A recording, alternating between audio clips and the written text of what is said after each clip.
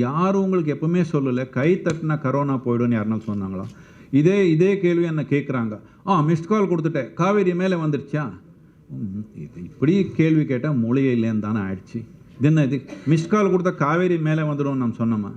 ஒரு 20 வருஷத்துக்கு முன்னாடி மும்பையில் இறங்குனா நீங்கள் மூக்கு பிடிச்சே இப்படி போகணும், அப்படி ஏர்போர்ட்டில் வாசனை. இப்போ போய் பாருங்கள், உலகத்தில் எங்கேயும் இல்லை அந்த மாதிரி ஏர்போர்ட். யார்கிட்டையும் இந்தியாவில் இருக்கிற மாதிரி மெயின் நகரங்களில் இருக்கிற மாதிரி ஏர்போர்ட் யார்கிட்டையும் இல்லை.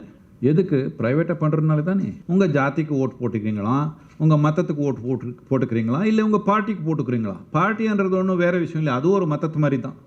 காவேரி 12 மாதம் ஓடணும்னா என்ன செய்யணும்னு 6 மாதத்தில் யார் டிசைட் பண்ணுறீங்க? நான் அவருக்கு தான் ஓட்டு போடுறேன்னு நான் சொன்னேன். இப்போ இந்த பிரச்சனையை கையில் எடுக்கும் பொழுது நிறைய கமெண்ட்ஸில் நிறைய பேர் விஷயங்கள் இல்லைனா, இந்த ஒரு குறிப்பிட்ட ஒரு குரூப் வந்துட்டு அவர் காட்டை வந்துட்டு ஆக்கிரமிச்சிட்டாரு, இப்போ கோவில் வந்து கை வைக்கிறாரு, இப்படி ஒரு நான் இது எல்லாரும் முன்னாடி சொல்கிறேன்.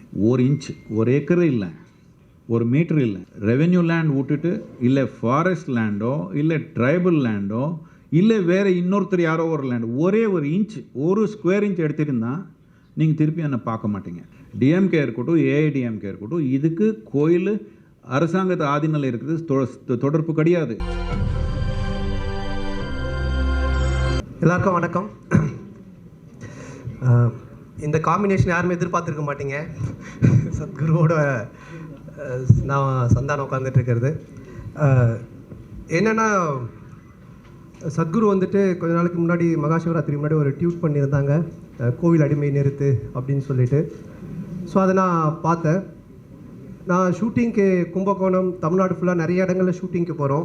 ஏன்னா ஷூட்டிங் வந்து உங்களுக்கு தெரியும், ஃபுல்லாகவே நம்ம சுற்றி எடுத்துகிட்டு இருப்போம். அப்போ நிறைய கோவில்கள் நான் எதிர்க்கவே பார்த்துருக்கேன். என்கிட்ட ஹெல்ப் கேட்டிருக்காங்க, சரியாக பராமரிப்பு இல்லாமல் இருக்குது. அப்போ அந்த கோவிலில் இருக்க ஸ்டாஃப் அப்புறம் குருக்கள் இவங்க எல்லாருமே என்கிட்ட கேட்டிருக்காங்க, இந்த கோவில்லாம் வந்துட்டு இங்கே வர வருமானத்தை வச்சு ஒன்றும் பண்ண முடியல, ஏதாச்சும் ஹெல்ப் பண்ண முடியுமா அப்படின்னு. ஸோ இதை நான் எதிர்க்கவே பார்த்ததுனால சத்குரு போட்ட இந்த ட்வீட் எனக்கு வந்துட்டு கரெக்டுன்னு பட்டுது. அதனால் நான் ட்வீட் பண்ணேன். அது ட்வீட் பண்ண உடனே என்னையும் சங்கி சொல்லி போட்டு நிறைய பேர் கமெண்ட்ஸ் பண்ணி, இந்த மாதிரி ஏன் உங்களுக்கு தேவையில்லாத வேலை, இது ஏன் நீங்கள் செய்கிறீங்க அப்படிலாம் சொல்லி கேட்டாங்க. அப்போது சத்குருவோட டைரெக்டாக உட்காந்து பப்ளிக்கு உங்கள் மூலமாக மீடியா மூலமாக தமிழ் மக்கள் எல்லாருக்குமே சத்குரு என்ன நினைக்கிறாங்க, இதை என்ன மாதிரி செய்ய போகிறோம் அப்படின்றத நானும் தெரிஞ்சுக்கணும், நீங்களும் தெரிஞ்சுக்கணும் அப்படின்றதுக்காக தான் நானே சத்குருவோட ஒரு இன்டர்வியூ பண்ணோம் அப்படின்னு சொல்லி வந்திருக்கேன். ஸோ இப்போது first question Sadhguru, first question. எல்லாருக்கும் வணக்கம். சத்குரு, இப்போது பார்த்தீங்கன்னா வேட்டிகன் சிட்டியிலேருந்து வெங்கடாஜலபதி கோவில் வரைக்கும் லாக்டவுனில் எல்லாருமே மூடிட்டாங்க. கடவுளுக்கே கோவிலே லாக்டவுன் பண்ணிட்டாங்க.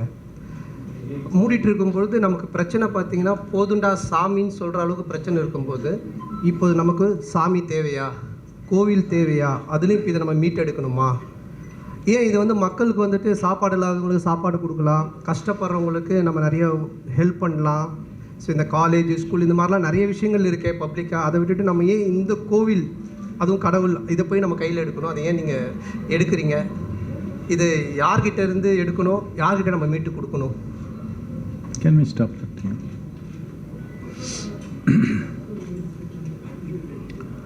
இதில் ரொம்ப கேள்வி இருக்குது, ஒரு கேள்வி இல்லை.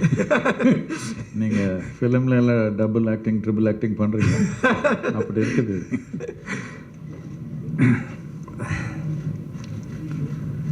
Please, if you can keep it close, no, please.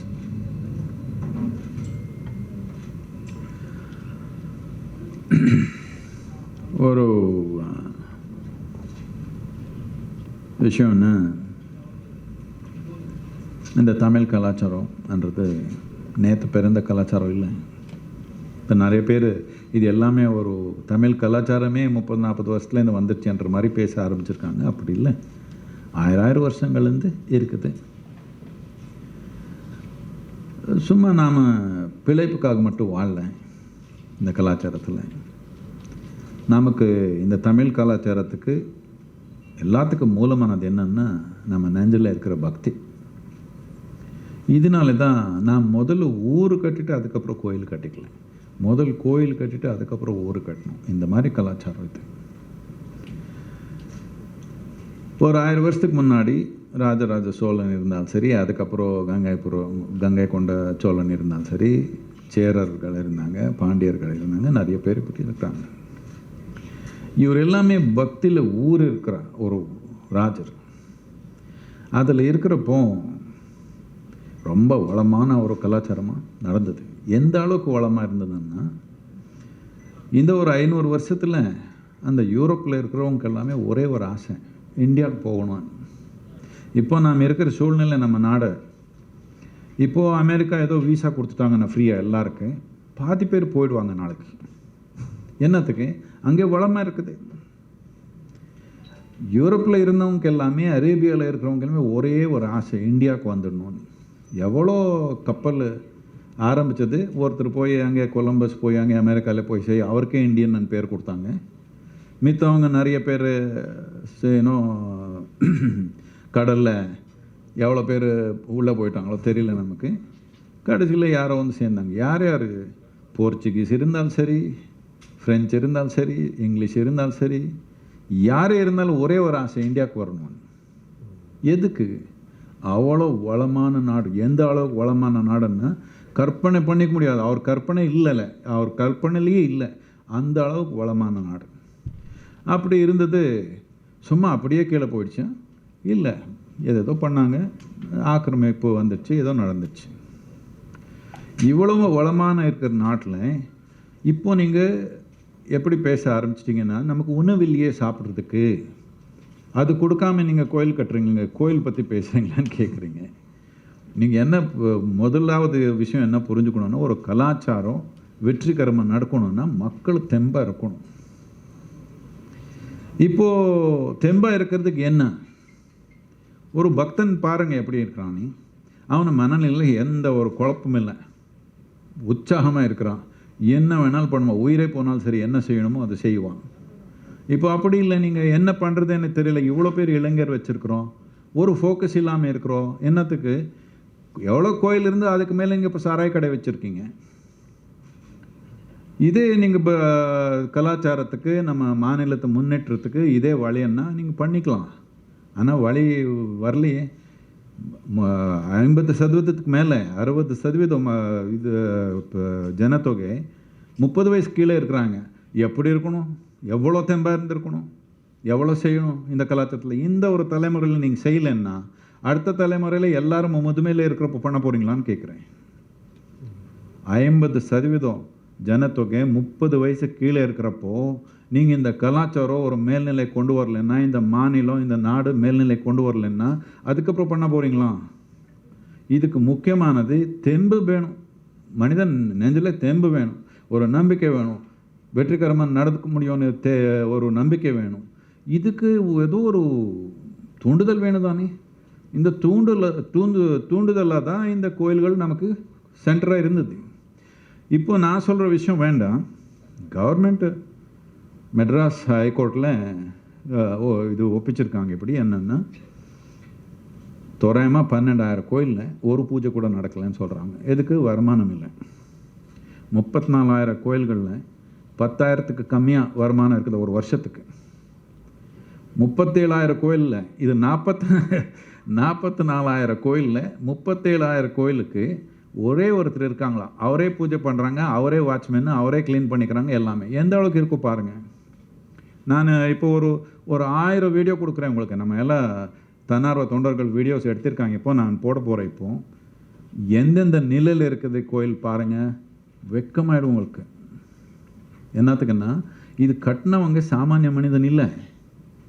நீங்கள் இந்த கிரானைட் ஸ்டோனில் இந்த மாதிரி கோயில் 1000 வருஷத்துக்கு முன்னாடி கட்டணுன்னா, எப்போ ஒரு லாரி இல்லை, ஒரு கிரேன் இல்லை, ஒரு மெஷின் இல்லை, அந்த டைமில் வெறும் கையில் மனிதன் கட்டணுன்னா எந்த மாதிரி மனிதரை கும்பிடணும்? நீங்கள் பார்த்தா கடவுளுக்கு இல்லை, அந்த கட்டின மனிதனுக்கே நீங்கள் கும்பிடணும். அந்த மாதிரி திறமைக்கரமான தெம்பானா மனிதர். இப்போ நாம் அது காப்பாற்றவும் முடியல நம்மளாலே. புதுசாக நீங்கள் கட்ட முடியல. இப்போது எல்லோரும் என்னை கேட்குறாங்க, நிறைய பேர் ஜெர்னலிஸ்ட் எல்லாம் கேட்டாங்க, எதுக்கு? நல்லா தானே பார்த்துருக்காங்க. நல்லான்னு என்ன அர்த்தம் நான் கேட்குறேன். இப்போது 47ல் நமக்கு சுதந்திரம் வந்தப்போதுலேருந்து பார்த்தீங்கன்னா, அப்போது ஜனத்தொகை தமிழ்நாட்டில் ஒரு 1.5 கோடி இருந்தது. இப்போது 7 கோடிக்கு மேலே போயிருக்குது. 5 மடங்கு ஆயிடுச்சு. எவ்வளோ புது கோயில் கட்டினீங்க இந்த புது ஜனத்தொகைக்கு? இருக்கிறது அழிச்சு போயிருக்குது. அப்படின்னா என்ன அர்த்தம்? மக்கள் அங்கே போகக்கூடாது, அங்கே போனால் ஒன்றும் பிரயோஜனம் இல்லைன்ற உணர்வு தானே உருவாக்கியிருக்கீங்க. இது சும்மா நான் பேசுகிறது நீங்கள் பேசுகிறது இல்லை. இது அகஸ்திய முனி, பதஞ்சலி மகரிஷி, நாயன்மார்கள், ஆழ்வர்கள் எல்லாம் எது நம்ம கலாச்சாரத்தில் எல்லாத்துக்கும் உயர்ந்த மனிதரை நம்ம நினைக்கிறோம் அவர் உருவாக்குனது. காப்பாற்றக்க முடியலையே, எனக்கு ரொம்ப நெஞ்சில் வலி இருக்குது, அதனால சொல்கிறேன். இது இப்போ ஏழையாக இருக்கிறோம். ஏழையாக இருக்கிறது என்னத்துக்கு? இந்த மாதிரி வளமாக வாழி வந்த நாட்டில் எதுக்கு ஏழையாக இருக்கிறோம்? தெம்பில்லாமல் இருக்கிறோம். நாம் நினைக்கிறோம் சாராய் குடித்தா முன்னேற்றமாக போக முடியும்னு நினைக்கிறீங்களா? பக்தனாக இருந்தால் உயிரே போனாலும் செய்வா, என்ன செய்யணுமோ அது. இப்போ சத்குரு, இப்போ இந்த கோவில்லாம் வந்துட்டு நீங்கள் சொன்ன மாதிரி ட்விட்டரில் என்ன கூட கேட்டிருந்தாங்க, நீங்கள் எதுக்கு உங்களுக்கு தேவையில்லாத வேலை, நீங்கள் இதில் தலையிடுறீங்க அப்படின்ட்டு. அது நான் கூட கிண்டலாக போட்டிருந்தேன், எங்கள் தாத்தா கட்டின கோவில் அப்படின்னு. ஏன்னா எங்கள் அப்பா மேஸ்திரி, எங்கள் தாத்தாவும் மேஸ்திரி தான். அதுக்கு தாத்தாவும் கண்டிப்பாக மேஸ்திரியாக தான் இருந்திருப்பார், கோவில் வேலைக்கு போயிருப்பார் அப்படின்னு. ஆனால் இப்போ இந்த கோவில்கள் நீங்கள் மீட்டு எடுத்து என்ன மாதிரி இதை செய்யணும் அப்படின்னு நீங்கள் நினைக்கிறீங்க சத்குரு? இல்லை, மீட்டு எடுக்கிறதுன்னு சொல்ல வேண்டாம். முதல்ல இருந்து இந்த சமூகத்து கையில் தானே கோயில் இருந்தது. ஆமாம். நடுவில் இது பிரிட்டிஷ் கவர்மெண்ட் கூட பண்ணல, ஈஸ்ட் இந்தியா கம்பெனி ஒரு தொழில் வந்து கோயில் எல்லாம் எடுத்து என்ன போட்டாங்க, அவர் ரெவென்யூ டிபார்ட்மெண்ட்டில் போட்டாங்க. அவர் அங்கேருந்து யூரோப்லேருந்து இங்கே வரணும்னு ஆர்வம், உங்கள் கோயிலில் வந்து ஞானோதயம் எழுதணும்னு அவருக்கு ஒன்றும் ஆர்வம் இல்லை, அங்கே ஏதோ ஒரு பக்தி உணரணும்னு ஆர்வம் இல்லை. அவருக்கு ஒன்றே ஒன்று தான் சொத்து. அதனால அவர் ரெவென்யூ டிபார்ட்மெண்ட்டில் போட்டாங்க. நாம் இப்போ கூட அதே பேசுகிறோம். நான் கோயில்னு சொன்னால் வருமானம்னு சொல்கிறாங்க. இது என்ன அசிங்கம் ஆயிடுச்சு நமக்கு. இப்படி நமக்கு கோயில்னா நம்ம ஆத்மாவுக்கு மூலமானதுன்னு நாம் பார்க்குறோம். நீங்கள் வருமானம்னு பேசுனா நீங்கள் தொழில் பண்ணிக்கிங்க, உங்களுக்கு என்னத்த கோயில்னு நான் கேட்குறேன். இப்போ யார் கையில் கொடுக்க போகிறீங்க? யார் கையில் கொடுக்குறது பார்க்கலாம். யார் கையில் இல்லை, இங்கே இல்லையா மக்கள்? ஓ, நீங்கள் சரியாக மேனேஜ் பண்ண மாட்டீங்க. நீங்கள் என்ன சொல்கிறதுன்னா 87% ஜனத்தொகை இந்த இந்து சமுதாயத்தில் இருக்குது. இந்த 87% ஜனத்தொகையில் ஒரு 10-20 பேர் பொறுப்பானவங்க, நேர்மையானவங்க, திறமையானவங்க இல்லைன்னு சொல்கிறீங்களா? அப்படின்னா சொல்லிடுங்க. நீங்கள் அப்படி பார்க்கலாம். நீங்கள் நடிகராக இருந்தாலும் நீங்கள் சொல்லிடுங்க, மீடியாவில் இருந்தால் சொல்லிடுங்க, பாலிட்டிக்ஸில் இருந்தால் சொல்லிடுங்க. இந்த 87% மக்களில் ஒரு 25 பேர் உங்களுக்கு திறமையானவங்க, நேர்மையானவங்க, பொறுப்பானவங்க கிடைக்க மாட்டாங்க, நீங்கள் சொல்லிடுங்க. சொல்லிடலாமே, பார்க்கலாம். இல்லையான்னு நினைக்கிறீங்களா? இருக்காங்க சார். அப்படி என்ன பல விதமாக இருக்குது. நான் ஒரு விஷயம் சொல்கிறேன் உங்களுக்கு. இப்போ அந்த குருத்வாரா கமிட்டி இருக்குது, எஸ்ஜிபிசி. அவர் கையில் 85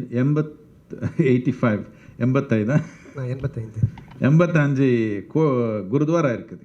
அவருடைய பட்ஜெட்டு 1000 கோடி மேலே இருக்குது. நம்ம கவர்மெண்ட் கையில் 44,000 கோயில் இருக்குது. ஒரு 5 லட்சம் ஏக்கர் ஜமீன் இருக்குது. 2,33,00,000 பில்ட் ஏரியா இருக்குது, square feet. 2,33,00,000 square feet built area இருக்குது. இது எல்லாம் சேர்த்து வருமானம் எவ்வளோ வருதுன்னா 128 கோடி வருதான். எப்படி யோசனை பாருங்கள். இது என்ன? இது 44,000 கோயில், 87% மக்கள், இவ்வளோ சொத்து இருக்குது. 128 கோடி வருது. அவருக்கு 85 கோயில் இருக்குது. அவருக்கு 1000 கோடிக்கு மேலே இருக்குது. நீங்கள் பாருங்கள் என்ன மேனேஜ்மெண்ட். இது மேனேஜ்மெண்ட்டுன்னு சொல்கிறீங்களா?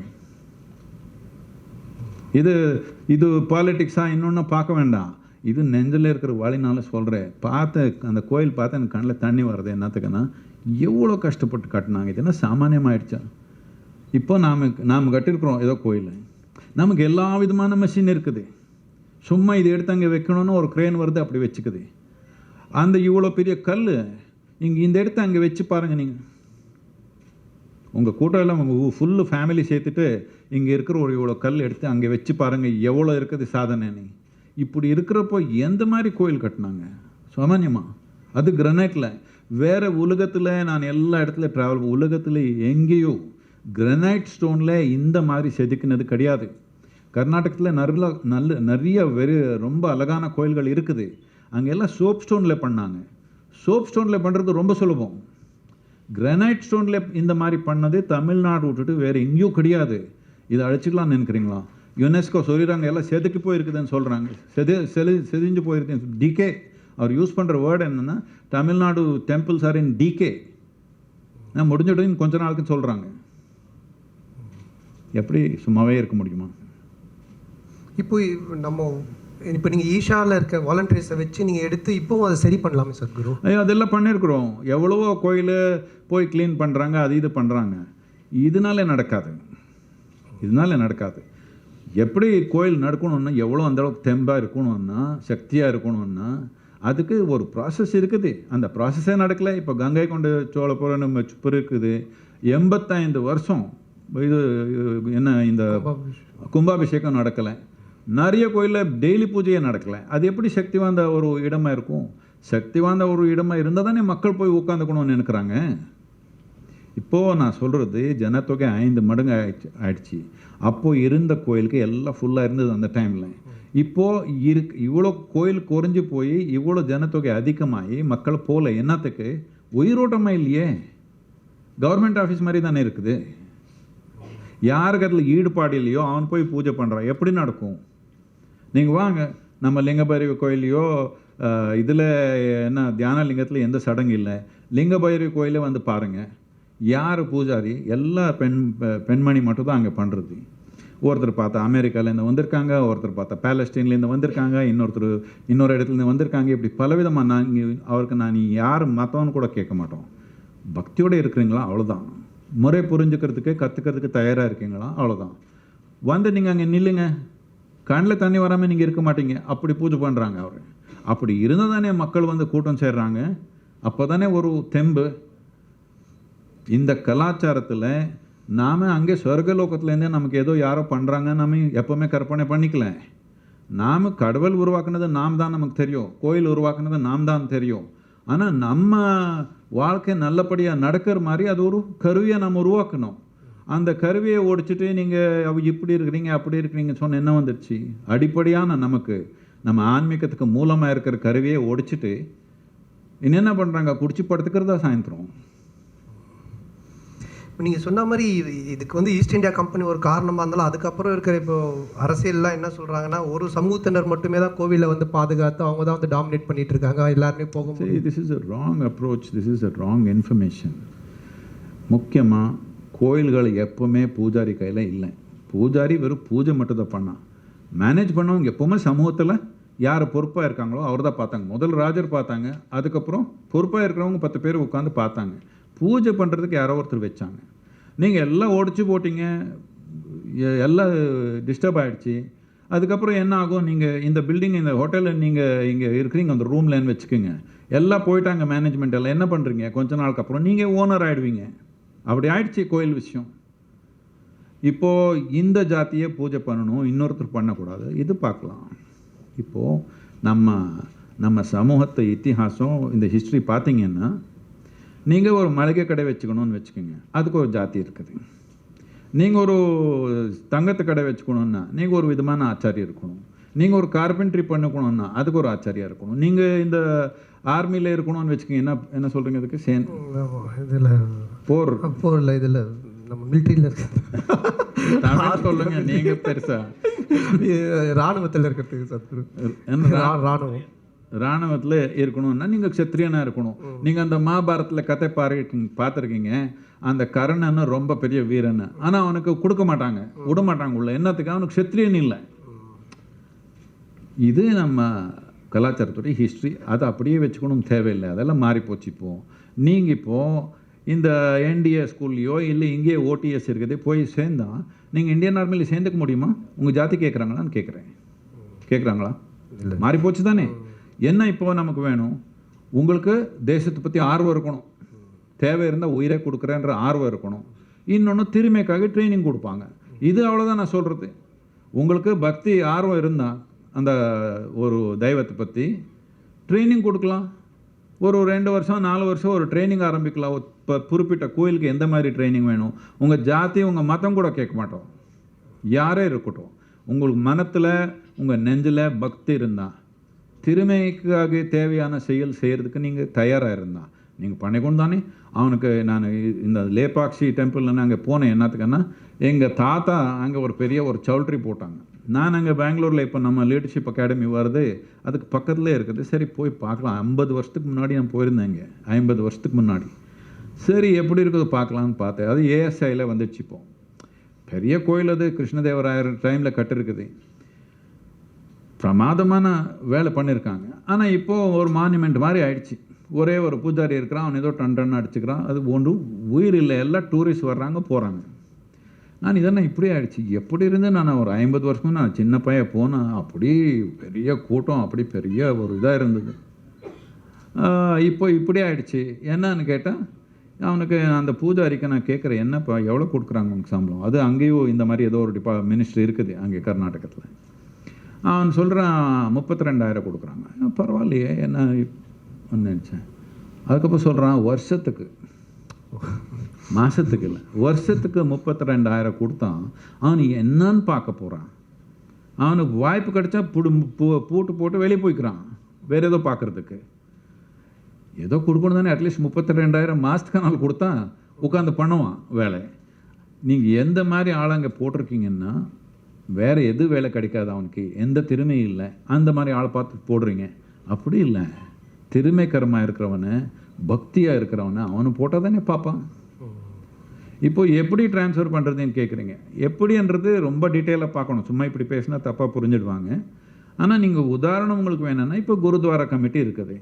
ஆரம்பத்தில் ஒரு 5 வருஷம் 10 வருஷம் மேனேஜ் பண்ணால் அதுக்கப்புறம் அதுக்கு சமூகத்துக்குள்ளே ஒரு எலெக்ஷன் போட்டுக்கலாம். எதோ இருக்குது மெத்தட்ஸ். இல்லைன்னா நீங்கள் இந்த கிரிக்கெட்டே பார்த்துக்கோங்க. என்ன ஒருத்தர் பந்து வீசுகிறாங்க, ஒருத்தர் அடிக்கிறாங்க. பாருங்கள் எப்படி சூப்பர் ஸ்டார் ஆகிடுச்சு. எதுக்கு? பிசிசிஐ மாடலில் வச்சுக்கோங்க. இந்த மாதிரி பலவிதமான வாய்ப்பு இருக்குது. எல்லாத்துக்கும் முக்கியமானது என்னன்னா, முதல்ல ஆமாம் சமூகத்து கையில் இருக்கணும்னு சொல்லுங்கள். இது ஏதோ நீங்கள் சொத்து கொடுக்குற மாதிரி நீங்கள் சொல்ல வேண்டாம். என்னத்துக்குன்னா இது ஃபண்டமெண்டல் ரைட்ஸ் நம்ம நாட்டில். கான்ஸ்டிடியூஷனில் என்ன எழுதிருக்குது? நான் சொல்கிறது, நீங்கள் செக்யூலர் நாடுன்னு நீங்கள் சொன்னீங்கன்னா, மதம்ன்றது அரசாங்கத்தில் தலை வைக்கக்கூடாது, அரசாங்கம்ன்றது மதத்தில் தலை வைக்கக்கூடாது. இதுதானே செக்யூலர். ஐயா எல்லோரும் கேட்குறேன், நீங்கள் என்ன நினைக்கிறீங்க செக்யூலரான? அரசாங்கம் மதத்தில் தலையிடக்கூடாது, மதம் அரசாங்கத்தில் தலையிடக்கூடாது. இதுதான் செக்யூலராக நான் கான்ஸ்டியூஷன் படிச்சுட்டு நான் இதுதான் புரிஞ்சுக்கிறேன். நீங்கள் ஏதோ வேறு மாதிரி புரிஞ்சிருந்தா சொல்லுங்கள் எனக்கும். இப்போ இந்த கோவில்லாம் இப்போ நீங்கள் சொல்கிற மாதிரி இப்போ இதுக்கு மக்கள்கிட்ட ஆதரவு கிடைச்சி நீங்கள் சொல்கிற மாதிரி இது எல்லாமே கிடைச்சா தமிழ்நாடு என்ன மாதிரி மாற்றலாம் கோவிலோடைய வளத்தை வச்சு நீங்கள் நினைக்கிறீங்க? இது கூட ஹைகோர்ட்டில் கவர்மெண்ட் சொல்லியிருக்குது, நான் சொல்கிற விஷயம் இல்லை. யாரோ ஒருத்தர் போலீஸ் ஆஃபீஸர் எழுதியிருக்காங்க, அவர் ரொம்ப அதிகமாக எழுதுகிறாங்க. அது எந்த அளவுக்கு எனக்கு நான் இன்வெஸ்டிகேட் பண்ணுற இது நமக்கு இல்லை. அது பாதியானால் உண்மை இருக்கலாம். கவர்மெண்ட்டு இந்த ஹைகோர்ட்டில் சொல்கிறாங்க 1200 இது என்ன லேடிஸ் மூர்த்தி திருடி போயிருக்குதுன்னு சொல்கிறாங்க. மூர்த்தியை திருடி போயிடுச்சான். அவர் அந்த போலீஸ் ஆஃபீஸர் எழுதுகிறாங்க, அப்படி இல்லை நிறைய ஆயிரக்கணக்கில் போயிடுச்சு. அதெல்லாம் சும்மா ஏதோ ஒரு சிலை பண்ணி வச்சுருக்காங்க இப்போ தெரியாத மாதிரி. இந்த ஒரு சிலை 1000 வருஷத்து சிலைன்னா இதுக்கு கோடிக்கணக்கில் போகுது. இங்கே லோக்கலாக நீங்கள் இந்த மகாபலிபுரத்துக்கு போய் ஒரு 20,000க்கு 30,000க்கு அந்த சிலை செதுக்க முடியும். அதை எடுத்து இது வச்சுட்டு தானே நைட்டில் முடிஞ்சு போச்சு. நீங்கள் ஒரு இது இல்லாத ஆர்வம் இல்லாமல் எப்படி இதெல்லாம் பார்த்துக்க முடியும்? பக்தி இல்லாமல் எப்படி பார்த்துக்க முடியும்? ஸோ 1600 சிலை. இப்போ அரசாங்கத்துக்கு இவ்வளோ புரியுது. நாட்டில் ஏர்லைன் நடத்துறது நாம் சரியாக நடத்த முடியாது, ஏர்போர்ட் நடத்துறது சரியாக நடத்த முடியாது. நீங்கள் சென்னையில் ஏர்போர்ட்டே வச்சுருக்கீங்க. மும்பை ஏர்போர்ட் எப்படி இருக்குது, டெல்லி ஏர்போர்ட் எப்படி இருக்குது, உங்கள் ஏர்போர்ட் எப்படி இருக்குது கொஞ்சம் பார்த்துக்கங்க. ஒரு 20 வருஷத்துக்கு முன்னாடி மும்பையில் இறங்குனா நீங்கள் மூக்கு பிடிச்சே இப்படி போகணும், அப்படி ஏர்போர்ட்டில் வாசனை. இப்போ போய் பாருங்கள், உலகத்தில் எங்கேயும் இல்லை அந்த மாதிரி ஏர்போர்ட். நான் சொல்கிறேன், நீங்கள் எங்கே போனாலும், நியூயார்க் போனாலும், லாஸ் ஏஞ்சலிஸ் போனாலும், ஜெர்மனியில் போனாலும், இங்கிலாண்டில் போனாலும், யார்கிட்டையும் இந்தியாவில் இருக்கிற மாதிரி மெயின் நகரங்களில் இருக்கிற மாதிரி ஏர்போர்ட் யார்கிட்டையும் இல்லை. எதுக்கு? ப்ரைவேட்டாக பண்ணுறதுனால தானே. ப்ரைவேட்டுன்னா யாரோ நினச்சிக்க வேண்டாம், ப்ரைவேட்டுன்னா ஏதோ எங்கேருந்து வந்துட்டாங்கன்னு நினச்சிக்க வேண்டாம், மக்கள் தானே பண்ணணும். அரசாங்கம் எவ்வளவோ வேலை இருக்குது அரசாங்கத்துக்கு.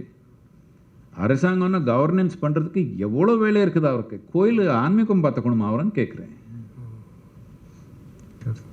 இப்போ பொதுவாக இந்த நம்ம ட்விட்டரில் நீங்கள் இது போட்டதுக்கு அப்புறமா மற்ற விஷயங்கள் எல்லாமே பார்த்தீங்கன்னா பொதுவாக இந்த கார்டு நீங்கள் வந்துட்டு இது பண்ணிட்டீங்க, ஆக்கிரமிச்சிட்டீங்க, கார்டு இல்லை, இது ஒரு விஷயம் முடிச்சிடலாம். இப்போ ஒரு விஷயம் எல்லாம் சொல்கிறது என்னென்னா, எலெக்ஷன் டைமில் எடுத்துட்டீங்க, நீங்கள் என்ன அரசியலுக்கு வர போகிறீங்களா, எலெக்ஷன் நிற்க போகிறீங்களா?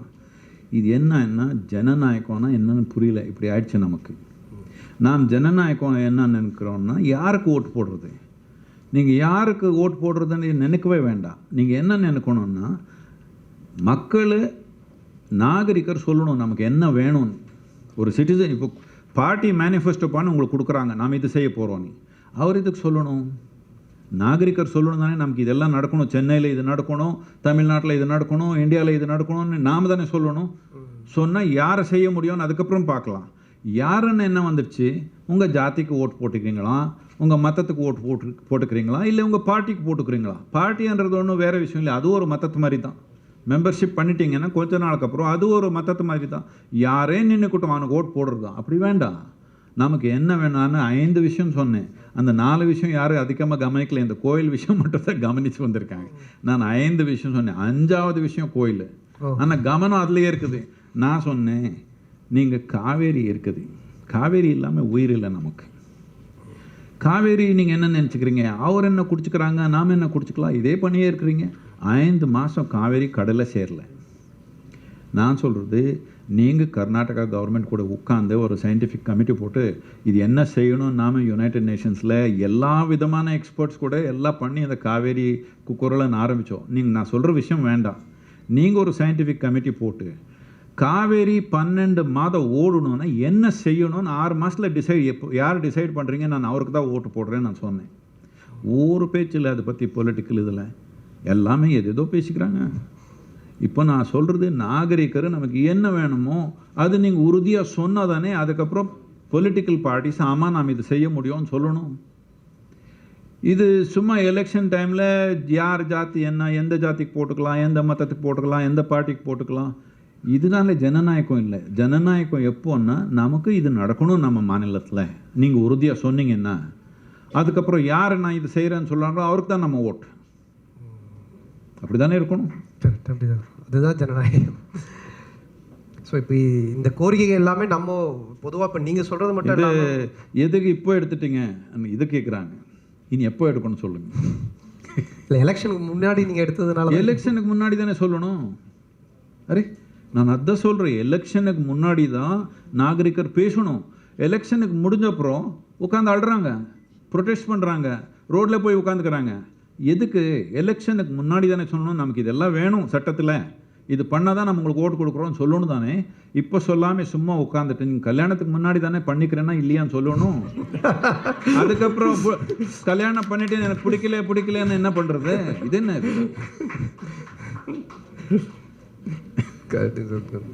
இப்போவே சொல்லிடணும். இப்போ எல்லாம் கல்யாணத்துக்கு முன்னாடியே சொல்லிடுங்கப்பா, பிடிச்சிருக்கா பிடிக்கலையான்னு பொண்ணு. இப்போ இந்த பிரச்சனை நீங்கள் கையில் எடுக்கும் பொழுது நிறைய கமெண்ட்ஸில் நிறைய பேர் விஷயங்கள் இல்லைனா, இந்த ஒரு குறிப்பிட்ட ஒரு குரூப் வந்துட்டு அவர் காட்டை வந்துட்டு ஆக்கிரமிச்சிட்டாரு, இப்போ கோவில் வந்து கை வைக்கிறாரு, இப்படி ஒரு விஷயங்கள் வந்துட்டு இந்த நான் ஒரு தடவை இல்லை 100 தடவை இது சொல்லியிருக்கிறேன். நீங்கள் திருப்பி அதே கேள்வி எடுத்து வர்றீங்க. காட்டு நீங்கள் ஒரு வேலை பண்ணுங்க. நான் எல்லாம் யார் யார் இது சொன்னாங்களோ எல்லாரும் இன்வைட் பண்ணேன், ஒரு ஆள் கூட வரல. அப்படின்னா அவருக்கு உண்மை பற்றி எந்த ஆர்வம் இல்லை. அவர் ஏதோ வேறு யாரோ இது என்னென்ன வயிற்று பிழைப்புக்காக ஏதோ பேசிக்கிறாங்க, அவரெல்லாம் எனக்கு வேண்டாம். நீங்கள் நேர்மையாக இருக்கிறீங்களா உங்கள் வாழ்க்கையில்? ஆமாம் சார். நீங்கள் வாங்க. நீங்கள் யாருன்னா உங்கள் நண்பர் ஜெர்னலிஸ்ட் இருந்தால் அவரை கூட்டிகிட்டு வாங்க. உங்கள் ஃப்ரீயாக விட்டுடுவேன். எது நேஷனத்தில் யோகா சென்டரில் எது பிளாக் பண்ண முடியும், இங்கே வேணாலும் போய்க்கலாம். வேணாலும் லோக்கலில் ஒரு ஃபாரஸ்ட் ஆஃபீஸர் கூட்டிகிட்டு வாங்க. எல்லாம் நடந்து பார்த்து நம்ம என்னென்ன இருக்குதோ யோகா சென்டர் எல்லாம் பார்த்துட்டுங்க. எங்கேனால நான் இது எல்லோரும் முன்னாடி சொல்கிறேன், நிறைய தடவை சொல்லியிருக்கிறேன்.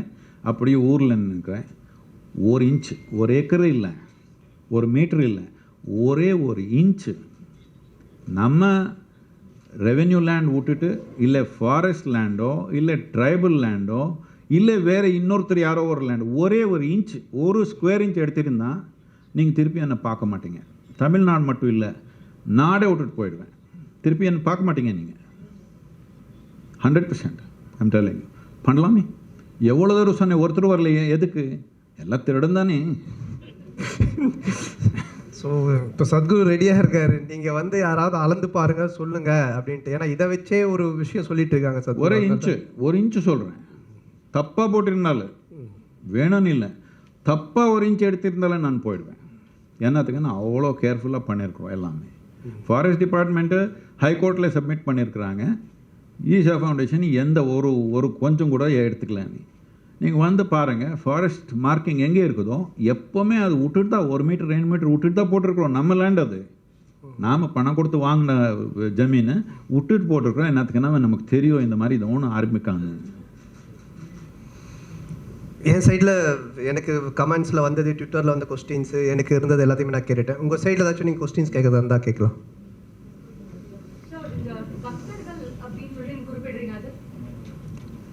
இப்போ ஃப்ரீ டிஎன் டெம்பிள்ஸ்னு சொல்லிட்டு சொல்லியிருக்கீங்க sir. So if in case இதுக்கப்புறம் வந்து உங்களுக்கு இந்த இடத்துல வந்து ஃப்ரீ பண்ணுறாங்க அப்படின்னு வச்சுக்கிட்டாலுமே இங்கே பக்தர்கள்னா அப்படின்னு யாரை குறிப்பிடுறீங்க?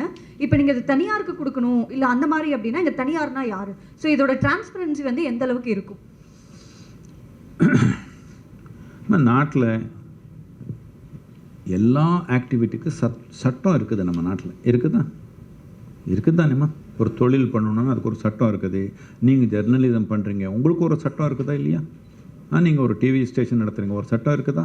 யோகா சென்டர் நடத்துகிற ஒரு சட்டம் இருக்குதா? அப்படியே எல்லாத்துக்கும் சட்டம் இருக்குதானே.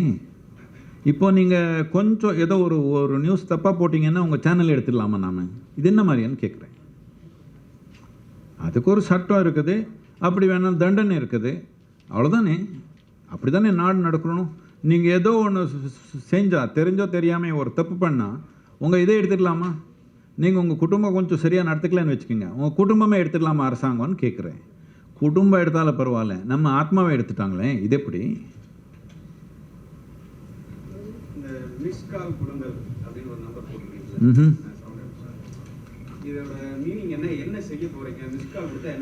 இல்லை, நாம் ஒன்றும் செய்ய மாட்டோம். இது என்னன்னா ஒரு பொறுப்பான நாகரிகம்னா இப்படி இருக்கணும்னு நான் நினைக்கிறேன். நீங்கள் சொல்லுங்கள் தப்பாக இருந்து. இல்லை நான் வரேன் அதுக்கு. இல்லை இல்லை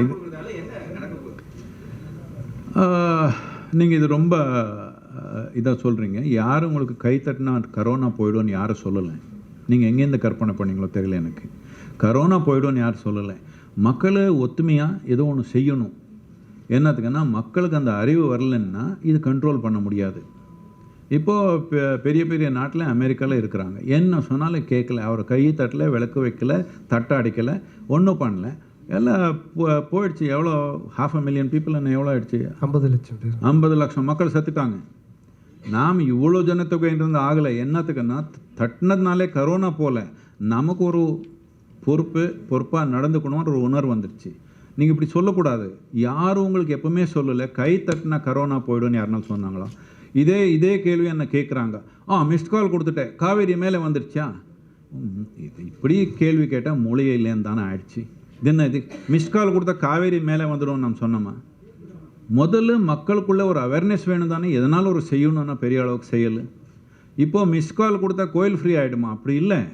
இப்போது எலெக்ஷன் வரப்போகுது, நாகரிகர் சொல்லணும் தானே நமக்கு என்ன வேணும்னு பொலிட்டிக்கல் பார்ட்டிஸ்க்கு. அதுக்காக சொல்கிறேன். நான் சொல்கிறது இப்போது 7 கோடி மக்கள் இருக்கிறாங்க. இதில் என்ன ஒரு 4.25 கோடிக்கு ஓட்டிங் கெப்பாசிட்டி இருக்குது. 4.5 கோடி 4.25 கோடிக்கு ஓட்டிங் கெப்பாசிட்டி இருக்குது. ஒரு 2-3 கோடி மக்கள் மிஸ்ட் கால் கொடுத்தாங்கன்னா கவனிப்பாங்களா இல்லையா? எல்லா கட்சி கவனிக்கணும் தானே. அதுக்கு மிஸ்ட் கால் கொடுங்கன்னு சொல்கிறேன், அவ்வளோதான்.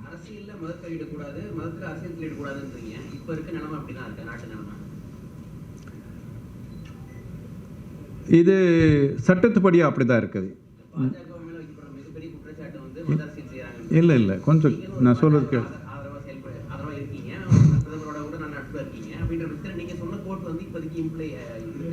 இல்லை நீங்கள் 2 விஷயம் இருக்குது இதில்.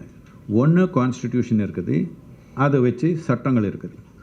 சட்டத்தில் மதம் அரசியலில் அரசாங்கத்தில் இருக்கணும்னு இருக்குதா?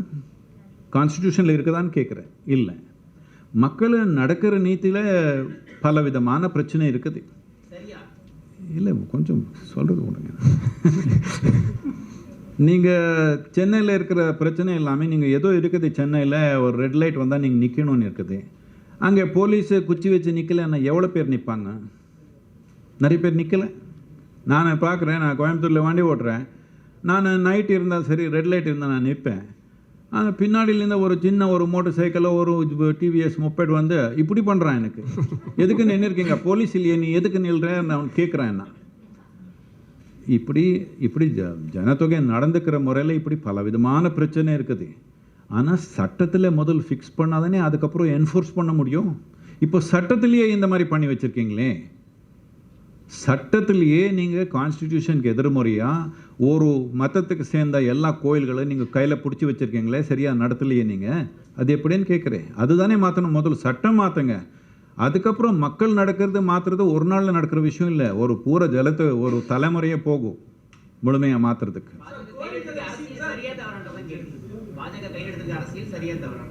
இல்லை, அது எப்படி அந்த கேள்வி வருது உங்களுக்கு எனக்கு தெரியல. கான்ஸ்டிடியூஷனில் இல்லைன்னா அது நடக்க முடியாது இந்த நாட்டில். அப்படி இருக்கணும். நடந்திருக்குது, அதுக்கு நான் என்ன சரியா தப்பான்னு சொல்கிறது? கான்ஸ்டிடியூஷனில் இல்லைன்னா இந்த நாட்டில் அது நடக்கக்கூடாது, அவ்வளோதானே.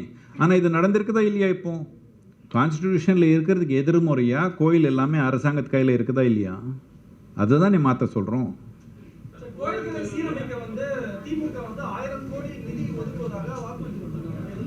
என்னது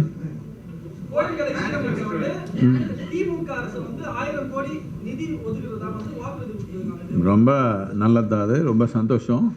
ஆனால் நான் சொல்கிறது என்னென்னா, எனக்கு நீங்கள் 1000 கோடி போட்டு அது உருவாக்குனால திருப்பி நான் இந்த 10 வருஷத்துக்கு அதே நிலைக்கு தானே வரப்போகுது. இப்போ ஏர் இண்டியா பார்த்தீங்க, இது ஒரு சூழ்நிலை நடந்தது. அந்த ஜேஆர்டி டாட்டா கையில் அவர் உருவாக்கின ஏர்லைன் அது. அப்போ சடனாக நேஷ்னலைஸ் பண்ணி எடுத்துட்டாங்க. அவர் போய் அப்போ இருக்கிற பிரைம் மினிஸ்டர் போய் பார்த்தாங்க, இது எப்படி பண்ணீங்க? அந்த காலத்தில் இந்த பிரிட்டிஷ் ஏர்வேஸு, இந்த லுஃப்தான்ஸா எல்லாமே ட்ரைனிங்க்கு வந்தாங்க ஏர் இண்டியா கையில். எப்படி இவ்வளோ எஃபிஷியண்ட்டாக நடத்துகிறீங்க?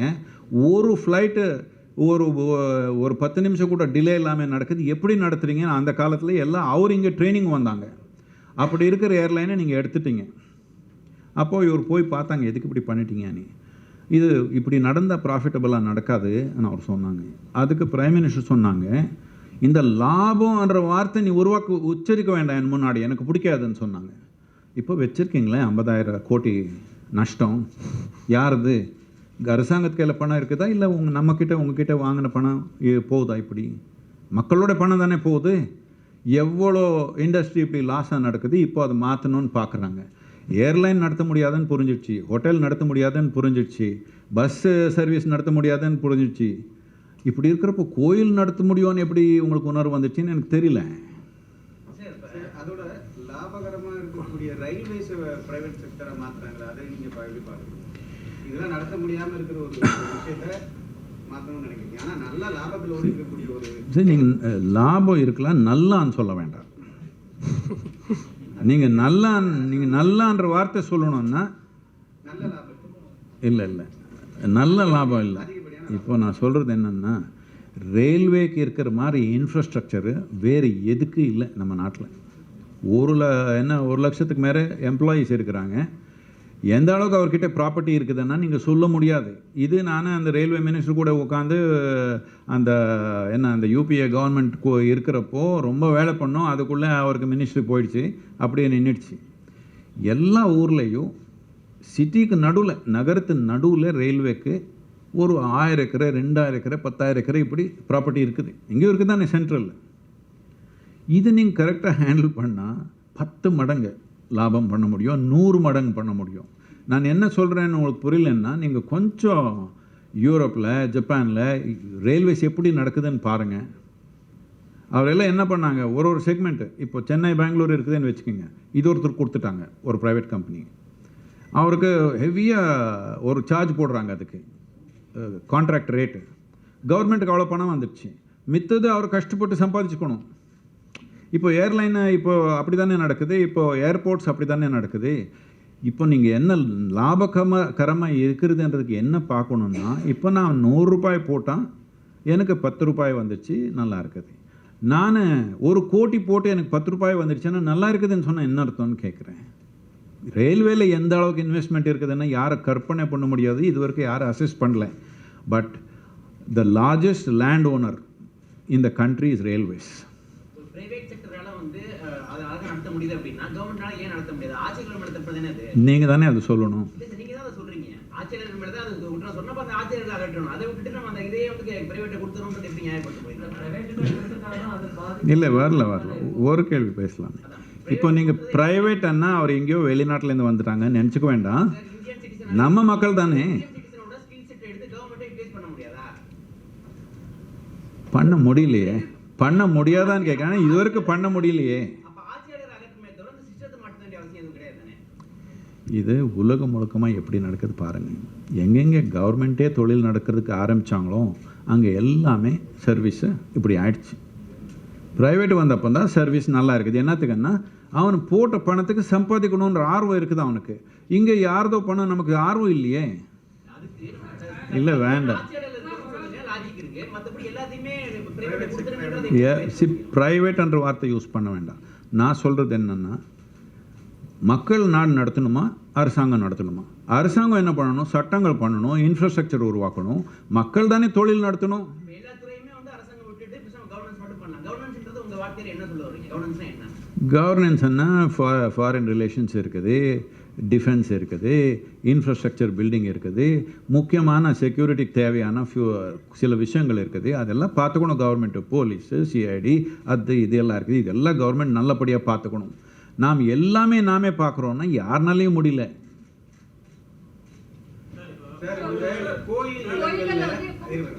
கோயில் நிலங்கள்ல மிக நீண்ட காலமாக தொடர்ந்து ஏழை சார்ந்தவர்கள் வந்து அந்த கோயில் நிலங்கள்ல இருந்துட்டு இருக்காங்க. அவர்களுக்கு அந்த நிலம் சொந்தமாக்கக்கூடிய ஒரு சூழல் வேண்டும்னு ரொம்ப நாள் கோரிக்கை வைக்கிறாங்க. இதை நீங்க எப்படி பாக்குறீங்க? குறைந்த அளவு பட்டா கொடுக்கணும் என்பது அது தங்கறதுக்கான ஒரு வீடு உருவாக்கிக்கிறதுக்கு ஒரு பட்டா கொடுக்கணும்னு சொல்லி நீண்ட நாள் கோரிக்கை வைக்கிறாங்க.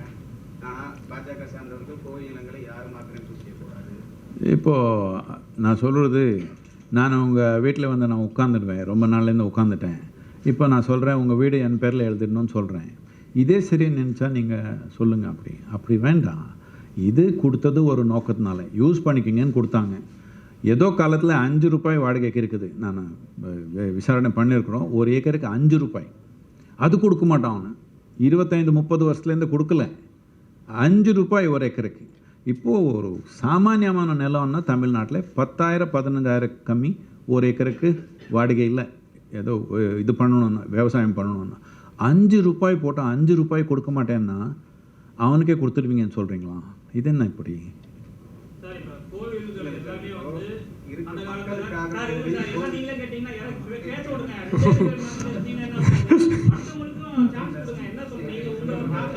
சரி சார். கோவில்கள் வந்து அந்த காலத்துல பக்தர்கள் வந்து மக்களால் உருவாக்கப்பட்டதுதான் கோயில். அப்போ கவர்மெண்ட் எதுவும் பண்ணல, எல்லாம் பண்ணல, எல்லாத்தையுமே உருவாக்கி வச்சுட்டாங்க. இப்போ கவர்மெண்ட் வந்து அழிஞ்சு இருக்கிறது உண்மைதான், இல்லைன்னு சொல்லலை. ஆனால் திரும்ப நீங்க மக்கள் கிட்டே கொடுக்கும்போது இப்போ இருக்கிற காலகட்டத்தில் அரசியல்வாதிகளுடைய தலையில் நிறைய இருக்கு. திரும்ப அவங்க கைக்கே போகும். அது ஒரு பயம் இருக்கு. நீங்க சொல்றது இப்போ நான் சொல்கிறது ஒரு புதுசாக ஒரு சட்டம். இது நான் இதுக்கு தான் நான் எல்லோரும் கோர்ட்டுக்கு போயிடலாமே அது இதுன்னு சொன்னாங்க. கோர்ட்டில் நமக்கு தீர்வு வேண்டாம். நமக்கு யார் கூடயும் சண்டே இல்லை. அதனால் கோர்ட்டில் வேண்டாம். நமக்கு லெஜிஸ்லேஷன் தான் வேணும். அதனால தான் எலெக்ஷன் டைமில் எடுக்கிறோம். என்னத்துக்குன்னா லெஜிஸ்லேஷன் வேணும். இதுக்கு லெஜிஸ்லேஷன் இல்லாமல் இதுக்கு சொல்யூஷன் இல்லை. கோர்ட்டில் போனால் ஏதோ ஒரு இருக்கிற சட்டம் வச்சுட்டு ஏதோ ஒன்று பாஸ் பண்ணிவிடுவாங்க. இப்போது நீங்கள் என்ன புரிஞ்சுக்கணுன்னா, இது எல்லாமே நிறைய பேர் இப்போ இங்கே 2 கட்சி முக்கியமாக இருக்குது தமிழ்நாட்டில். இந்த 2 கட்சிக்கு இந்த கோயில் எடுத்ததுக்கு எந்த சம்மந்தம் இல்லை. முதல்ல அது புரிஞ்சுக்கணும். டிஎம்கே இருக்கட்டும், ஏஐடிஎம்கே இருக்கட்டும், இதுக்கு கோயில் அரசாங்கத்து ஆதீனில் இருக்கிறது தொடர்பு கிடையாது. முதல்ல ஈஸ்ட் இந்தியா கம்பெனி எடுத்தாங்க.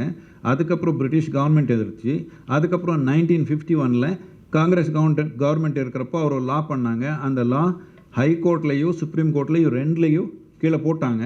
அதுக்கப்புறம் 1959 காமராஜர் இருக்கிறப்போ சட்டம் போட்டாங்க. அந்த சட்டம் தான் இப்போ செயல்பட்டிருக்குது. இதனால் இவருக்கு இப்போது எலெக்ஷனில் இருக்கிறவங்க இதுக்கு யாருக்கும் ஒன்றும் தொடர்பு இல்லை. இது எப்படின்னா ஏதோ நடந்து வர்றதுக்கு அப்படியே நடத்தலாமேன்னா முன்னேற்றமாக போகலான்ற விஷயம் வேண்டாமா? இதனாலே இப்படி வச்சா அரசாங்கத்தில் நான் இதெல்லாம் யோசனை பண்ணி பெரிய டாக்குமெண்ட் பண்ணியிருக்கோம். அதை இங்கே டிஸ்கஸ் பண்ண முடியாது. ரொம்ப எலாபரேட்டாக இருக்கிறது. அது 500-600 பேஜுக்கு போகுது. இப்போ வேண்டாம், நான் சொல்கிறது முதல்ல நோக்கம் சொல்லுங்கள்.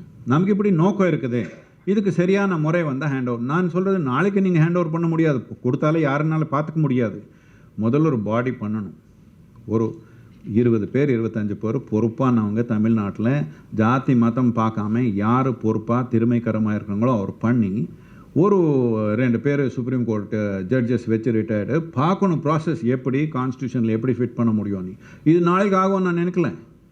2 வருஷம் ஆகலாம், 5 வருஷம் ஆகலாம், 10 வருஷம் ஆகலாம். ஆனால் ஆரம்பிக்கணும் தானே, இல்லைன்னா எல்லாம் சிதைஞ்சு போயிடும். இப்போ நீங்கள் ஒரு தடவை கொஞ்சம் போய் பார்க்கணும். நான் இப்போ 1000 வீடை போட போகிறேன் இன்னும் கொஞ்சம் நாளில். நீங்கள் ஒரு தடவை பாருங்கள், உங்களுக்கு கொஞ்சம் நெஞ்சில் வழி வரலன்னா பாருங்கள். என்னம்மா கோவில்கள் வந்து பூசாரிகளோட கைகள் இல்லை அப்படின்னு சொல்லியிருக்கீங்க. ஆனால் தமிழகத்துல வந்து சிலைகள் திருடப்படுறது வந்து அதிக அளவில் போயிட்டு இருக்கு. அப்படி இருக்கிறப்ப அங்க உள்ள போயிட்டு ஒரு சாமிக்கு பண்ணக்கூடிய பூசாரிகளுக்கு வந்து அது தெரியாம எப்படி நடக்கும்? ஸோ இந்த இடத்துல பூசாரிகளோட ரோல்மே அதிக அளவில் இருக்கு. கட்டாயமாக இருக்குது. அதுதானே சொல்கிறேன், கவர்மெண்ட் எம்ப்ளாயி பூஜாரி இருந்தால் அதுதான். நீங்கள் இந்த ரங்கநாதர் கோயில் இருக்குது திருச்சினாப்பள்ளியில், அங்கே ஒரு வெள்ளை இது என்ன ஒடியூசே டவர் கோபுரம் வெள்ளை கோபுரம்னு இருக்குது. அந்த கொஞ்சம் கதை படித்து பாருமா, நீங்கள் லேடிஸாக இருக்கிறீங்க, ஒரு தடவை படித்து பாருங்கள். அந்த அம்மா எப்படி காப்பாற்றினாலும் அந்த கோயில் ரங்கநாதரனி அப்படி பண்ணி உயிரை விட்டாலும் சும்மா உயிர் விடுறது இல்லை. வாட் ஷி டிட் தேர் நீங்கள் எல்லாம் கொஞ்சம் படித்து பார்க்கணும். இப்போ அவர் பேரில் ஒரு கோபுரம் கட்டினாங்க. இப்படி இதுக்காக உயிர் விடுற ஆள் தானே வேணும். பக்தனன் என்ன பண்ணுவான், அவனுக்கு எது மேலே பக்தியோ அது உயிரே போனால் சரி காப்பாற்றுவான். அந்த மாதிரி இல்லாமல் சும்மா ஒரு எம்ப்ளாயி அங்கே போட்டான், அவனுக்கு கொடுக்குற சம்பளத்தில் என்ன பண்ணுவான், இங்கே கோடி ரூபாயில் இங்கே உட்காந்துருக்குது சொத்து மூர்த்தி ரூபத்தில். இவனுக்கு நீங்கள் கொடுக்குறீங்க 3000 4000 5000 சம்பளம் கொடுக்குறீங்க, அவனா காப்பாற்ற முடியும்னு கேட்குறேன். முடியுமான்னு நினைக்கிறீங்களா நீங்கள்?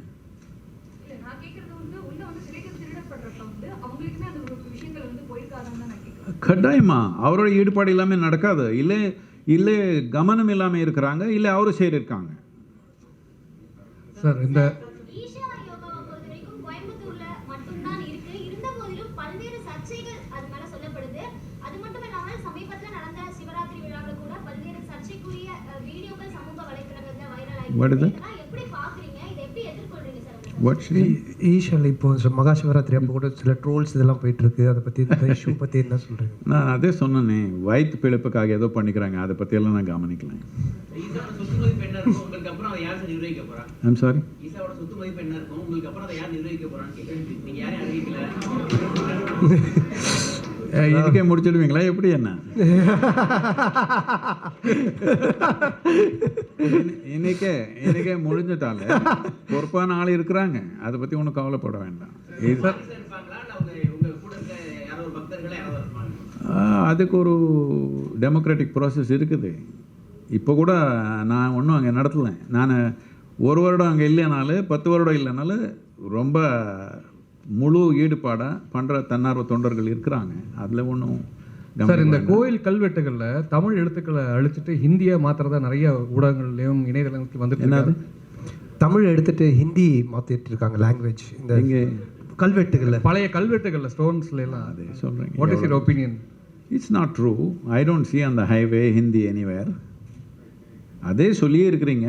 நீங்கள் கொஞ்சம் ட்ரைவ் பண்ணி பாருங்கள். நானும் ட்ரைவ் பண்ணியே இருக்கேன் ஹைவேல. இப்போ நான் இந்த ஏர்ப்ளேனில் ஏற முடியாமல் மோட்டர் சைக்கிளையே ட்ராவல் பண்ணியிருக்கிறேன். எங்கேயும் நான் ஒரு ஹிந்தி போர்டு இது வரைக்கும் பார்க்கல. நீங்கள் இது எங்கே பார்க்குறீங்களா? கோவில் கல்வெட்டுகளில் சொல்கிறாங்க சார். கோவிலில்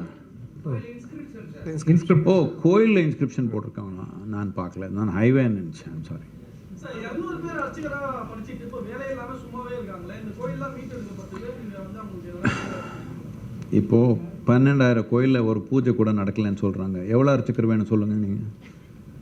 2 ஷிஃப்ட் போட்டால் எவ்வளோ வேணும்? 200 பேர் சொல்கிறீங்க. 24,000 அர்ச்சகர் தேவையே. ஆமாம். சரி, இந்த ஜாதி எல்லாமே ஒரு காலத்தில் ஒரு செயலுக்கு ஒரு தொழிலுக்கு சேர்ந்தது. அது முடிஞ்சு போச்சு. இப்போ நீங்கள் யார் வேணாலும் காலேஜில் போய் என்ன வேணாலும் கற்றுக்கலாம் தானே. அதே விதமாக பூஜை பண்ணுறது எப்படின்னு கற்றுக்கலாமே. நீங்கள் வந்து கொஞ்சம் ஈசா யோக மையத்தில் பார்க்கலாமே. We're running short of time, so we'll just take one last question. இது படம் இல்லையே.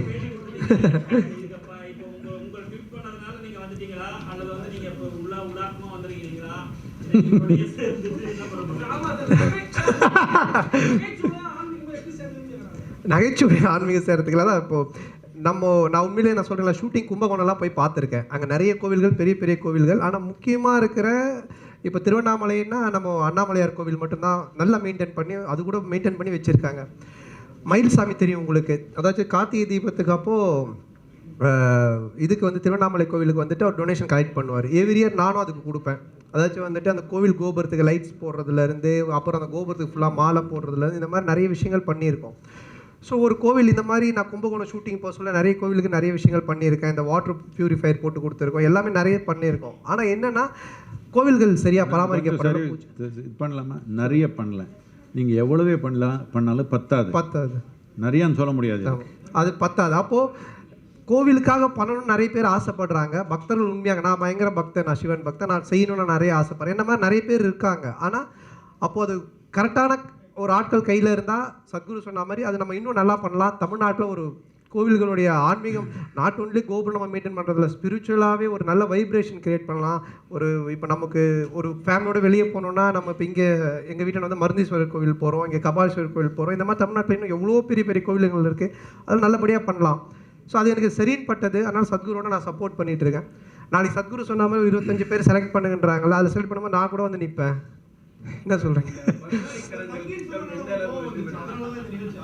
இல்லை அது எனக்கு கோவம்லாம் கிடையாது. என்னென்னா ஒரு நல்ல விஷயத்தை கொண்டு போகும்போது அது ஆரம்பத்திலேயே அது கமெண்ட்ஸ் போட்டு கலாய்ச்சிட்டா, இப்போ நான் படத்தில் கலாய்க்காத விஷயங்களே இல்லை. என்னென்னா ஒரு விஷயம் போகும்போது நம்ம ஆரம்பத்தில் அதை கலாய்ச்சிட்டா அதுக்கப்புறம் அது ஃபுல்லாகவே காமெடி ஆகிடும். புரியுதுங்களா? அப்போ இது வந்து ஒரு காமெடியான விஷயம் கிடையாது. இது உண்மையிலே தமிழ்நாட்டில் உண்மையிலே தமிழனுக்கு உண்டான ஒரு ஒரு உணர்வுபூர்வமான ஒரு விஷயம். அது வந்து தப்பாக ஆகிடக்கூடாது அப்படின்றதுக்காக தான் நான் சத்குருகிட்ட கேட்டு இதை நம்ம பேசணும், மீடியாவை கூப்பிட்டு மீடியாவில் வச்சு பேசணும். இது சும்மா இவங்க நினைக்கிற மாதிரி ஒரு வார்த்தையில் கலாச்சிட்டு இதை காமெடி ஆக்கிட்டு போகிற விஷயம் கிடையாது அப்படின்றதுக்காக தான் பண்ணேன். See, I want to say this. Let me say this in English so that I don't say something wrong in Tamil. See, this is not a protest. This is not an agitation. This I am seeing as a responsible behavior for a citizen of this country. That before election, every citizen should express what should happen in this country.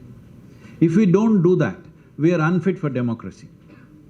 எலெக்ஷனுக்கு முன்னாடி ஒன்றும் சொல்ல மாட்டோம், என்ன வேணும் நீ, முடிஞ்ச அப்புறம் ஆள்றோம், அதுக்கப்புறம் ப்ரொடெக்ட் பண்ணிக்கிறோம், அதுக்கப்புறம் எல்லாரும் உயிரை எடுக்கிறோம், பல விதமாக ரோடு பிளாக் பண்ணுறோம், ரயில்வே பிளாக் பண்ணுறோம். இது வேண்டாம் நமக்கு. இது நான் 5 பாயிண்ட் சொன்னேன், நீங்கள் யாரும் 5 பாயிண்ட் பற்றி கேட்கல.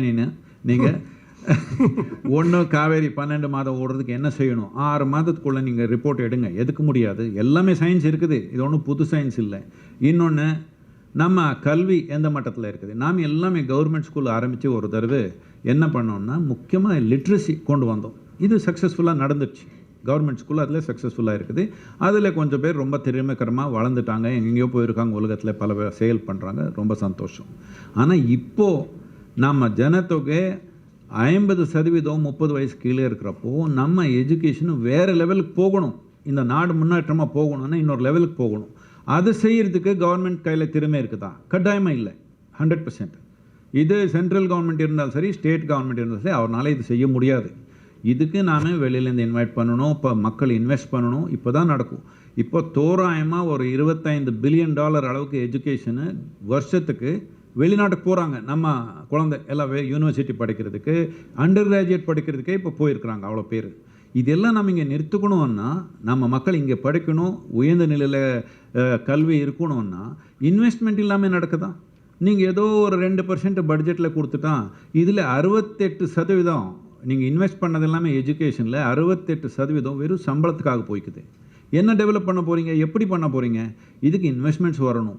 இன்னொன்று, இந்த நம்ம இண்டஸ்ட்ரியில் பிஸ்னஸில் முன்னேற்றமாக இந்த 5 வருஷத்தில் நான் சொன்னது ஒரு இதாக வச்சேன். நீங்கள் எல்லா தமிழ் மக்கள் எல்லாமே சிங்கப்பூர் போகணும்னு நினைக்கிறாங்க.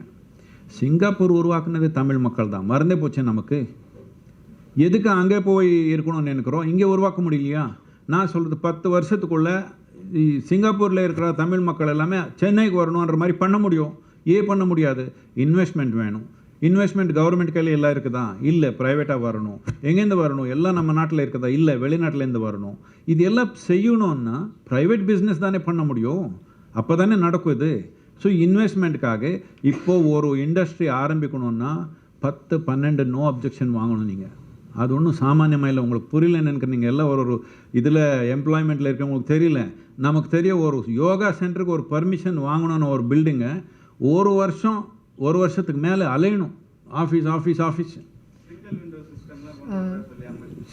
இப்போ பண்ணியிருக்காங்க. இப்போ ஜாப்பனீஸ்க்கு ஒரு சிங்கிள் விண்டோ சென்டரில் பண்ணியிருக்காங்க. அங்கே சக்கன் ஆகுது. ஒரே ஒரு ஆஃபீஸர் போய் பார்த்தா முடிஞ்சிச்சு. நான் சொல்கிறது ஒரு ஆஃபீஸர் கூட வேண்டாம். நீங்கள் சட்டம் என்னன்னு சொல்லுங்கள், நான் முடிச்சுக்கிறோம் ஆன்லைன்லேயே.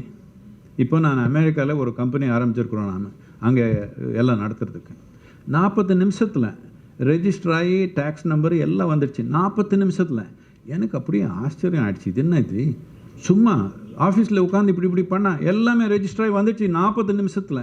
இங்கே ஒரு கம்பெனி செட் பண்ணணுன்னா 3-4 மாதம் ஆகுது. எல்லோரும் தெரிஞ்சிருந்து மேலேருந்து கீழே வரைக்கும் எல்லாம் போய் பார்க்கணும் சார் அண்ணி. அப்படி பார்த்தாலே 3-4 மாதம் ஆகுது. நீங்கள் எப்படி தொழில் வளர்த்த போகிறீங்க? தொழில் வளராமல் நாடு வளமாக வாழ முடியுமா நான் கேட்குறேன். சார் என்னது யாருக்கு உங்களோட ஓட்டுன்னு கேட்குறேன். அந்த கேள்விக்கு ஏற்கனவே ஐந்து பாயிண்ட் இருக்குது. இந்த 5 பாயிண்ட் யார் அட்லீஸ்ட் 3 நாள் நான் செய்வேன்னு சொல்லுவாங்களோ அவருக்கு தான் என்னுடைய ஓட்டு. ஒரு விஷயம் இருக்குது. அந்த பசுமை கரங்கள் 2010 உருவாக்குறாங்க. அது எந்த அளவுக்கு சக்ஸஸ் ஆயிடுச்சு? ஒரு 10% வந்து பசுமை கோவை உருவாக்கி தகவல் இருக்குது. ஆனால் சராசரி மழை அளவு பார்க்கும்போது 2010 இப்போ பார்க்கும்போது கடந்த 2 ஆண்டுகளுக்கு முன்பு -45, இப்போ வெறும் +27 இந்த தடவை. இல்லை 24லேருந்து நான் சொல்கிறது எக்ஸாக்டாக 2010 சராசரி மழை 24% ஒரு 2 ஆண்டுகளுக்கு முன்பு -45லேருந்து இப்போ பார்த்தீங்கன்னா போன ஆண்டு -4, இப்போ +4 அப்போது இந்த 10% பசுமை கோவை எப்படி உருவாக்கிருக்குன்னு நீங்கள் இல்லை நான் சொல்கிறது வேண்டாம். நீங்கள் கூகுள் மேப் இல்லை பர்டிகுலராக பார்க்கும்போது இல்லை நீங்கள் கூகுள் மேப்ஸில் பார்த்துடலாமே. 2010 எப்படி இருந்தது, இப்போ எப்படி இருக்குது பாருங்கள். இது இங்கேன்னு இல்லை, யுனைடெட் நேஷன்ஸில் எல்லாமே ரெஜிஸ்டர் ஆச்சு. 11% இன்க்ரீஸ் இன் க்ரீன் கவர் இன் தமிழ்நாடு. இது சும்மா நாம் சொல்கிறது இல்லை, எல்லாமே டாக்குமெண்ட்டாக இருக்குது. இப்போ இந்த காவேரி கூக்குரல் அணை இந்த ஒரு வருஷத்தில் இந்த வைரஸ் கோவிட் வைரஸ் நடந்திருக்குது. அப்படி இருந்தாலும் நம்ம தன்னார்வ தொண்டர்கள் போய் இப்போது வாட் யூ சே 11 மில்லியன் 1,10,00,000 மரம் விவசாயி வச்சுருக்காங்க. 13,000 விவசாயி 1,10,00,000 மரம் செடி வச்சுருக்காங்க. அவருக்கு இப்போ சப்சிடி இருக்குது. கர்நாடகாவில் சப்சிடி இருக்குது. இங்கே தமிழ்நாட்டில் இன்னும் சப்சிடி கொடுக்கல. நாம் கேட்டே இருக்கிறோம், இன்னும் ஆகலை. இப்போ சென்ட்ரல் கவர்மெண்ட்டில் என்வாயன்மெண்ட் மினிஸ்டரில் சப்சிடிக்கு பேசியிருக்கிறோம். ஆல்மோஸ்ட் இன்னும் முடிகிற மாதிரி இருக்குது. அது வந்துருச்சுன்னா விவசாயிக்கு ஒரு மரத்துக்கு 125 ரூபாய் சப்சிடி வரப்போகுது. எப்போ சப்சிடி வருது, மார்க்கெட் ரிலீஸ் பண்ணியிருக்கிறோம். இப்போது நீங்கள் மரம் வச்சிங்கன்னா உங்கள் உபயோகத்துக்கு நீங்கள் வெட்டினாலே போலீஸ் வந்து அரெஸ்ட் பண்ணுறாங்க. இப்படி இருக்கிறது சட்டம். இப்போ நாம் அதை ரிலீஸ் பண்ணியிருக்கிறோம். டிஜிட்டல் மார்க்கெட்லேயே நீங்கள் சேல் பண்ண முடியும். முக்கியமானது என்னென்னா நம்ம நாட்டில் இந்த ஃபாரஸ்ட் ப்ரொடியூஸ் என்ற வார்த்தையே நம்ம பாஷையில் மொழியில் இருக்கக்கூடாது. என்னத்துக்குன்னா அந்த நிலை முடிஞ்சு போச்சு. நமக்கு ஃபாரஸ்ட்டில் எந்த ப்ரொடியூஸ் எடுக்க முடியாது. நமக்கு மரத்து தேவை இருக்குது. நம்ம ஒரு வீடு கட்டணுன்னாலும் ஒரு இது பண்ணணும்னா எல்லாத்துக்கும் மரத்து தேவை இருக்குது. நாம் அந்த மரம் வளர்த்துக்கணும் நம்ம ஜமீனில். இது பண்ணாதான் நீங்கள் எல்லா இடத்துல போக முடியும். என்னத்துக்குன்னா 84% ஜமீன் இப்போ உளுமையில் இருக்குது. இப்போ வேற எங்கே போய் மரம் வைக்க போகிறீங்க? வச்சா விவசாயி தான் வைக்கணும். அவனுக்கு பொருளாதாரத்தில் முன்னேற்றம் இருக்கணும். தமிழ்நாட்டில் 70,000 விவசாயி இந்த நம்ம கூட சேர்ந்து இந்த மர விவசாயம் பண்ணியிருக்காங்க. நீங்கள் கொஞ்சம் ஒரு 4 பேர் போய் இன்டர்வியூ பண்ணிடலாமே, ரொம்ப நல்லாயிருக்கும். நான் சொல்கிற வார்த்தை வேண்டாம் உங்களுக்கு. நமஸ்காரம். தன் நேரத்தை ஒதுக்கி இங்கே வருகை தந்த தமிழ்நாட்டு கோயில் எல்லாத்துக்கும் ஆதரவு கொடுத்த சந்தானமுக்கு இதயம் கனிந்த நன்றி. ரொம்ப கோஆப்ரேட்டிவாக ரொம்ப பொறுமையாக இருந்த தமிழக ஊடக நண்பர்கள் எல்லாருக்கும் நன்றி. சார்